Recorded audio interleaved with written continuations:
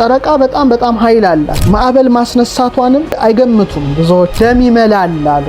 ጨረቃ ሙሉ ስትሆን ብርድ ይላል፣ ህመም ይቀሰቅሳል። በወንጌል ላይ ጌታችን ሲፈውሳቸው የነበሩት ሙሉ ጨረቃ ስትሆን የሚነሳባቸውን ይፈውሳቸው ነበር ይላል። በተለይ ባህር ማዶ ያሉትን ደውለውልኛል። በጣም ነው የምንቸገረው። በፉልሙን ጊዜ በቃ ክሬዚ ነው የሚሆኑት። በቃ አደጋ ጊዜ ስልክ ጥሪዎች በሙሉ ጨረቃ ጊዜ 3% ይጨምራሉ ነው።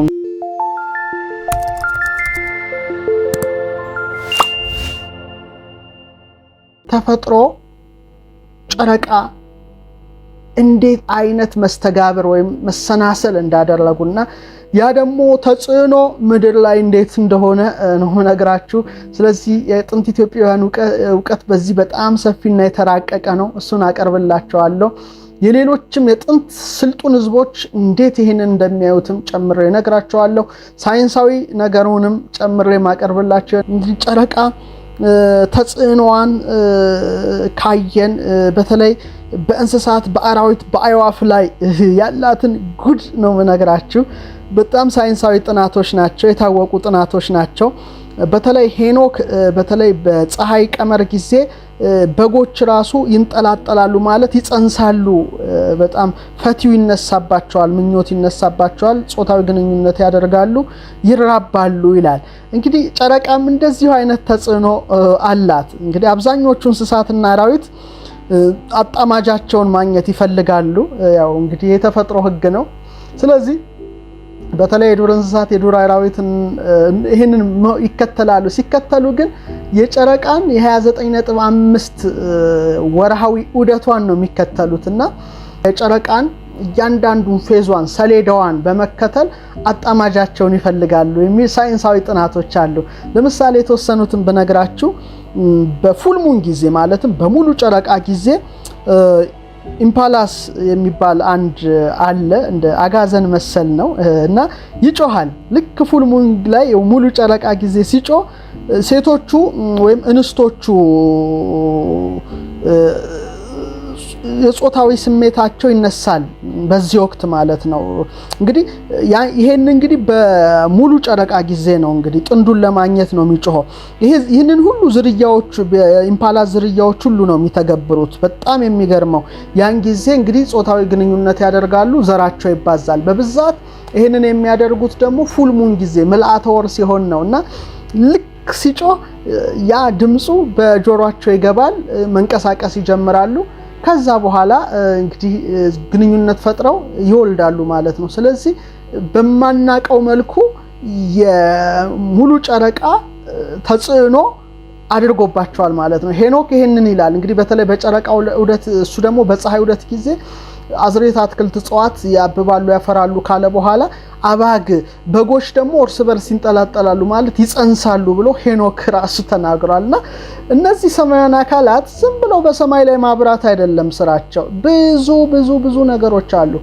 ዘመን እንቀምርባቸዋለን፣ ምልክቶች ናቸው፣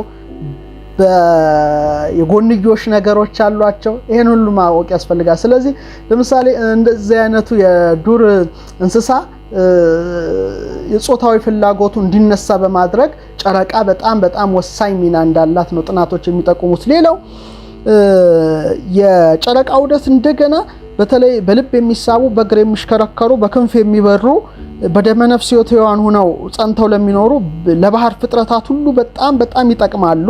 በተለይ በባህር ውስጥ ባሉ ድንጋዮች ውስጥ የሚኖሩ ትል መሰል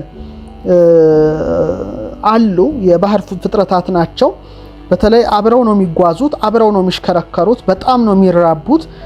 ስለዚህ በተለይ ጨረቃ ብዙ በማታበራበት ገና ጠፎና ልትወለድ በተቃረበችበት ጊዜ ካዳኞቻቸው አይታዩም። በተለይ ደግሞ ጨረቃ ማዕበልን ስታስነሳ እንቁላሎችና እጮች እንዲዳብሩ እንዲኖሩ ያደርጋል ነው የሚለው ጥናቱ።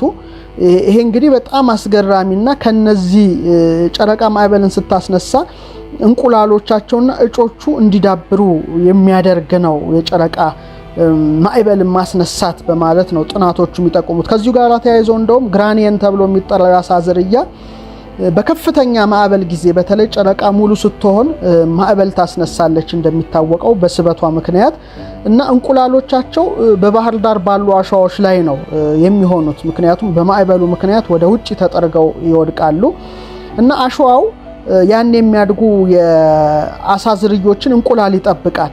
እንደገና ጨረቃ ሙሉ ሆና እንደገና ሌላ ማዕበል ሲመጣ አጥቦ ወደ ባህር ይመልሳቸዋል፣ እዛው ይፈለፈላሉ በማለት በእነዚህ አሳ ዝርያዎች ላይ ጨረቃ የምታደርገውን የእንቁላሎቻቸው እንዲዳብሩ እንዲፈለፍሉ ሳይንሳዊ ጥናቶች ያመለክታሉ ማለት ነው።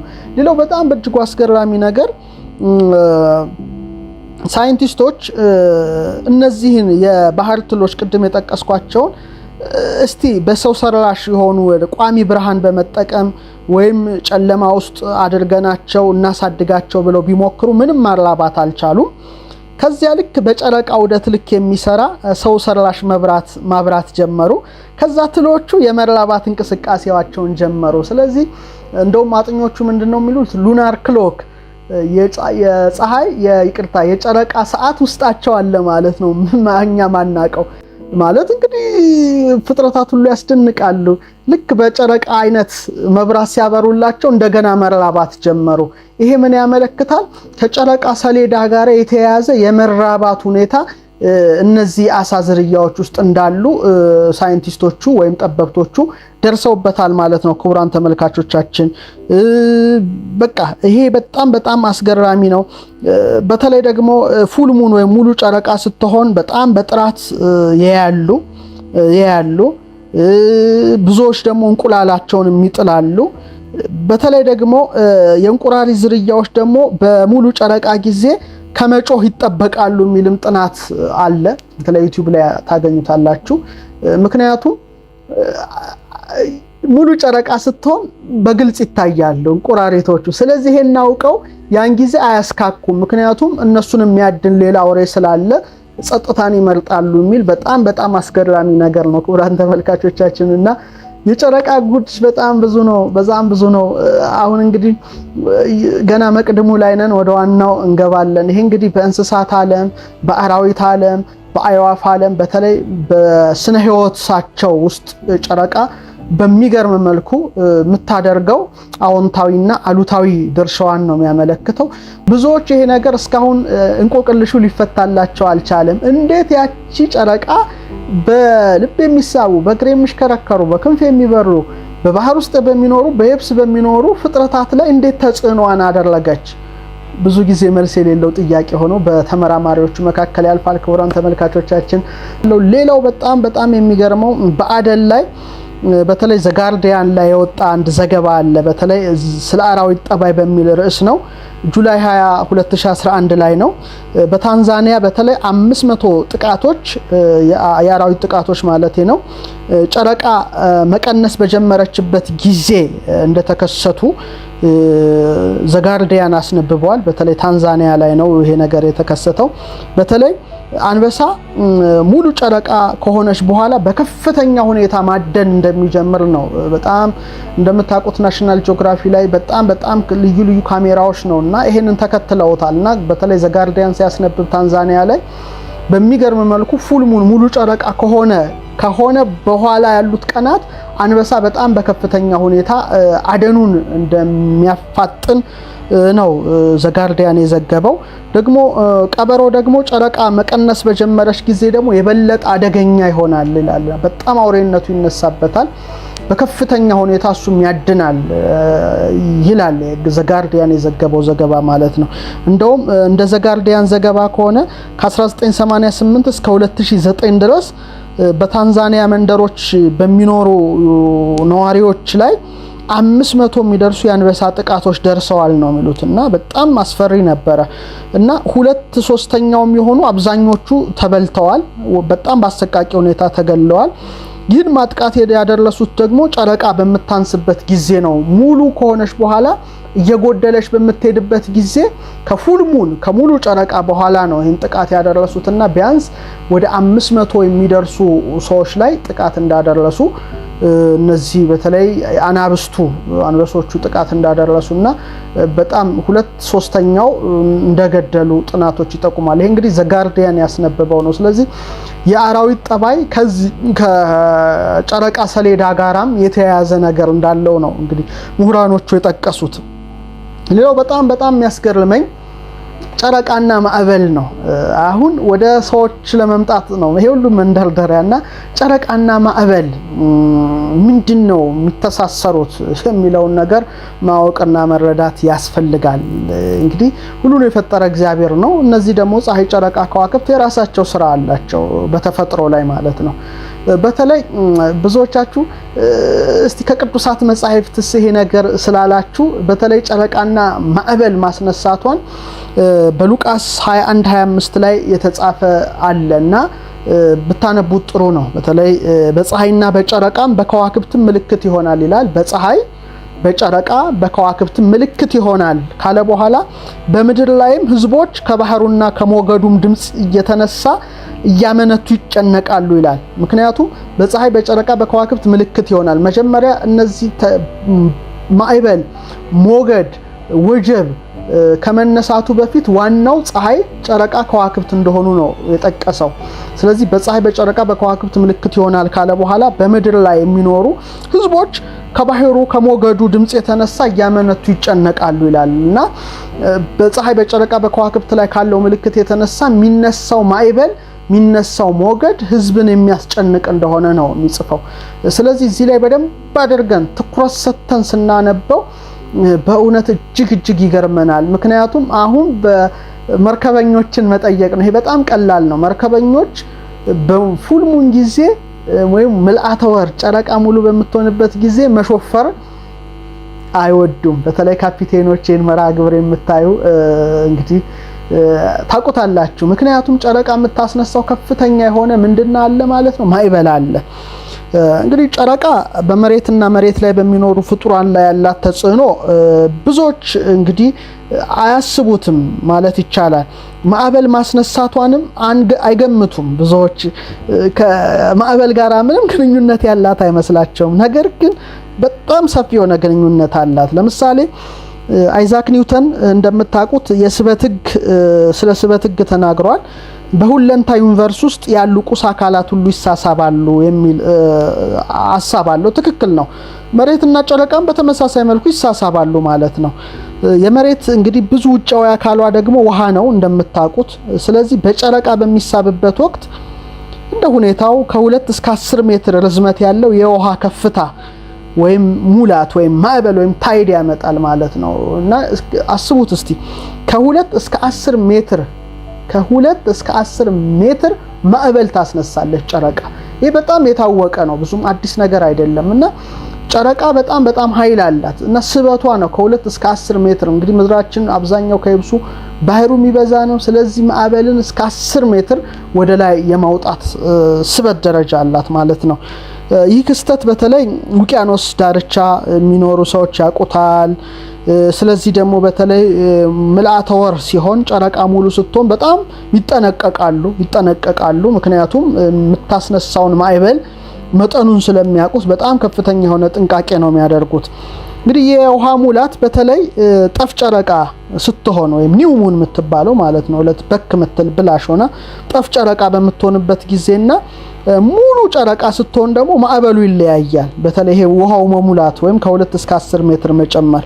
ለምሳሌ ጠፍ ጨረቃ ስትሆን በቃ ምን ይሆናል? የመስመሩም ተመሳሳይ ስለሚሆን በፀሐይ ስበት መሬት ላይ ያው እንደሚታወቀው የጨረቃን 1/3 የሚያክል ሞገድ ስለሚያስነሳ በዚህ ወቅት የውሃ ከፍታ ሙላቱ የጨመረ ይመጣል። ልክ ጨረቃ አንደኛ ሩብ ላይ ወይም ፈርስት ኳርተር ላይ ስትደርስ 3ኛ ሩብ ላይ ወይም ሰርድ ኳርተር ቅርጽ ላይ በምትሆንበት ወቅት ያው የውሃው ሙላት ማዕበሉ በጣም እየቀነሰ ይመጣል። እንግዲህ ይሄ መሳሳብ ክስተት ነው እንግዲህ በመሬትና ጨረቃ የዛቢያ ላይ መሽከርከር የመዋር ጉዞ ፍጥነት ላይ ተጽዕኖ የሚያመጣ ሲሆን እንግዲህ በሳይንሱ ታይዳል ብሬኪንግ በመባል ይታወቃል። ስለዚህ የምታስነሳው ማዕበል ከፍተኛ ስለሆነ ዛሬ መርከበኞች ይጠነቀቃሉ። በውሃ ዳርቻ በተለይ በውቅያኖስ ዳርቻ የሚኖሩ ማህበረሰቦችም ይጠነቀቃሉ ማለት ነው። ስለዚህ ጨረቃ እንግዲህ ይሄንን ነው ውሃ የምትስበው ወደ ላይ የምታወጣው። አሁን እስቲ ወደኛ እንምጣ።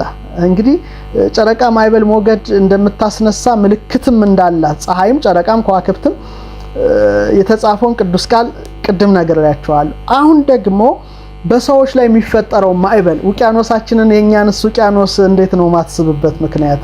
የባህሩን ውቅያኖስ እንዲከሳበች የኛን ማዕበል እኛንም ውቅያኖስ እንግዲህ ከፍ አድርጋ እንዴት ማዕበል እንደምታስነሳ ደግሞ አሁን ምነግራችሁ ይሆናል። በደንብ አድርጋችሁ እንድትከታተሉ ሐሳብ አስተያየቴን ሰጣቸዋለሁ። በጣም በሚገርም መልኩ ይሄንን ነገር የሰማሁት እንግዲህ በአብነት ትምህርት ቤት ሳለው በተለይ ትርጓሜ በመማርበት ጊዜ የሚገርም ነገር ነበረ ማሬ ነበረው። በኋላም በመምህርነት ተመርቄ ከወጣው በኋላ ሳስተምር እጅጉን ይገርመኝ ነበረ። ሊቃውንት በትርጓሜያቸው ላይ ያስቀመጡት ነገር ምን ያህል ጠበብት መሆናቸውን ያየሁበት አንድ ትልቅ ስለዚህ ክብር ኢትዮጵያውያን አባቶቻችን እንድል ያደረገኝ አንድ እውነት ነው። ይሄ እውነት ምን ይላል?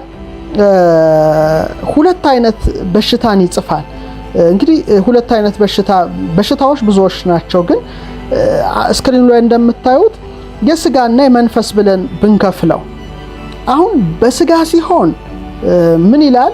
ምልአተ ወር ሲሆን ይላሉ ሊቃውንት መተርጉማን። እንግዲህ ጨረቃ ሙሉ ስትሆን ማለት ነው ደም ይመላል፣ ብርድ ይላል፣ ደዌ ይቀሰቅሳል ይላሉ። እንግዲህ ይሄ በጣም ቀላል ቃል አይመስላችሁ? ምን ያህል እንደ ዛሬ በነገር በሐሜት በማይረባ ተራ አሉባልታ ውስጥ የዋዠቁ አልነበሩም። እንግዲህ ከፍታ ላይ ነበሩ ማለት ነው።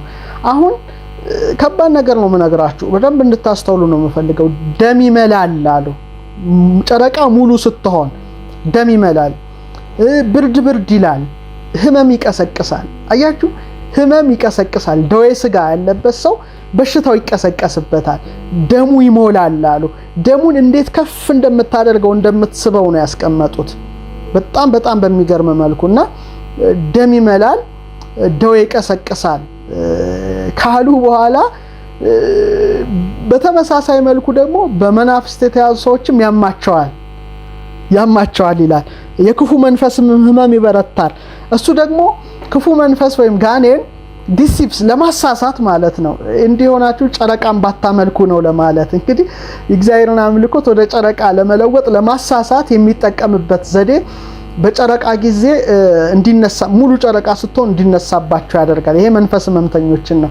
የስጋ ህመምተኞች ደግሞ በአንጻሩ ደማቸውን ከፍ እንዲል ያደርጋል፣ ብርድ ይላቸዋል፣ ህመማቸው እንዲቀሰቀስ ያደርጋል። ስለዚህ በደዌ ስጋም በኩል ልክ ማዕበሉ እንደምታስነሳ የውስጣችንን ውሃ ከፍ ማድረግ፣ ደምን ከፍ ማድረግ፣ ህመም ካለ የመቀስቀስ ጸባይ ሲኖራት፣ በክፉ መንፈስም ደግሞ የተያዙ ሰዎችንም ነው ጨረቃ ሙሉ ጨረቃ አሁን በወንጌል ላይ ጌታችን ሲፈውሳቸው የነበሩት ጨረቃ እየመጣ ሙሉ ጨረቃ ስትሆን የሚነሳባቸውን ይፈውሳቸው ነበር ይላል። ምንድነው ይሄ? ክፉ መንፈስ ያደረባቸውን ማለት ነው። ጨረቃ ሲመጣ ይነሳባል። ለምን? ጨረቃን ለማስመለክ ነው። የክፉ መንፈስ ዘዴ ነው። በደዌ ስጋ ግን ያሉትን ምንም መንፈስ ባይዛቸውም ደግሞ ደማቸውን በመምላት ህመማቸውን በመቀስቀስ ጨረቃ ተጽዕኖ አላት። ይሄ ነው ኢትዮጵያ ሊቃውንት ትምህርት እና ይሄ በጣም የሚገርመኝ ነው። አሁን እስቲ ስንመረምር እንግዲህ ብሬናችን አንጎላችንና ልባችን በጣም ወደ 73% በአማካይ ውሃ ነው። እንግዲህ በውሃ የተመላን ሰዎች ነን። ሳምባችን 83% ውሃ ነው። ቆዳችን 64% ውሃ ነው። ማስላችን ኩላሊታችን 79% ውሃ ነው። አጥንታችን ሳይቀር ውሃማ አካል አለው 31% ጥናቶችን። ስለዚህ ከ60% በላይ ውሃዎች ነን፣ ውሃ ነን ማለት ነው። ስለዚህ ስበቷ ከ2 እስከ 10 ሜትር ውሃን ከፍ አድርጎ የውቅያኖሱን ውሃ ማዕበል ካስነሳ እንዴ ብዙ አካላችን ውሃ የሆነን ላይ ይሄ ነው ከፍ ታደርገዋለች ማለት ነው። ለዚህ ነው ኢትዮጵያ ሊቃውንት ደም ይመላል ማለት ከፍ ታደርገዋለች የውሃ መጠናችን ማለት ነው። ያን ጊዜ ህመም ይቀሰቀሳል ማለት የተናገሩት ነገር እጅግ ይገርማል። ስለዚህ የውስጣችንን ውሃ ማዕበልነት ታስነሳለች ማለት ነው። እንደውም የሚገርመው አሪስጣጣሊስ ምን ይላል? እንደውም እሱም እንደዚሁ ልክ እንደ ኢትዮጵያውያኑ ሊቃውንት ምን ብሏል? ጨረቃ ሙሉ ስትሆን በአንጎላችን ውሃማ ክፍል ላይ ተጽዕኖ ስለምታደርግ በሙሉ ጨረቃ ወቅት ሰዎች ከወትሮ የተለየ የተቅበጠበጠ ባህሪ ያሳያሉ ይላል። ይሄ በጣም የሚገርም ነው። አሁን በተለይ ኒው ሙን ስትሆን ጠፍ ጨረቃና ሙሉ ጨረቃ ስትሆን አይምሯቸው የታወከባቸው ሆስፒታል ብትሄዱ በጣም ትገረማላችሁ። ይሄንን ብዙዎች ይሄ አይሆንም የሚል ነበረ፣ ግን ይሄን ለማየት ብዙ ሙከራ አድርጌ ነበረ። እንደውም ብዙ የሕክምና ባለሙያዎች አግኝቻለሁ። በተለይ የአይምሮ ህሙማን ላይ የሚሰሩ ሆስፒታሎች በተለይ ባህር ማዶ ያሉትን ደውለውልኛል። በጣም ነው የምንቸገረው። በፉልሙን ጊዜ በቃ ክሬዚ ነው የሚሆኑት። በቃ በሩ ሁሉ ይዘጋል። በጣም ነው የአይምሮ ህሙማን የሚረበሹት የሚቅበጠበጡት አሉና ይሄ ምንድነው ነው? አሁን ይሄ ነው ትልቁ ነገር፣ ቁልፉ እዚህ ጋር ነው እና ይረበሻሉ። እንደውም የአይምሮ ህሙማን ምን ይባላል? ሉናቲክ ይባላል። ታውቃላችሁ? ሉናቲክ ማለት ክሬዚ እብድ። ሉና ማለት እኮ ጨረቃ ማለት እኮ ነው። ሉናቲክ ማለት እኮ ጨረቃ ያሳበደችው እንደማለት ነው። አላቅም እንግዲህ አሁን ጨረቃ ታሳብዳለች ማለት አይደለም። አሁንም በደንብ አድርገን ማየት ያስፈልጋል። ምንድነው አሁን ውሃነታችን ነው። ብዙ አካላችን እንግዲህ ቅድም እንደጠቀስኩት ውሃ ነን ብያቸዋለሁ። ይሄ ውሃማ ማንነታችን ይሳባል፣ ይሞላል ማለት ነው።